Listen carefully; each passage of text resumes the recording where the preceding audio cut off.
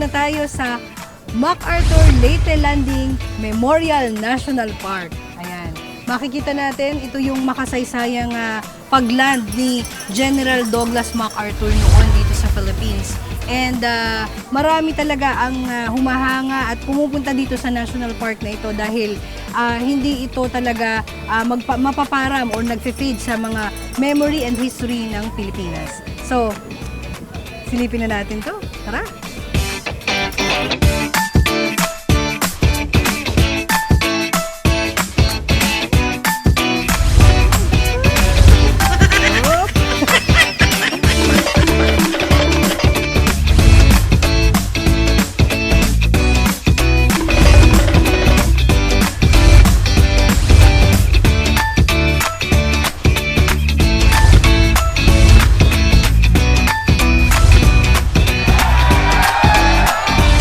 Nakakatakot din pala.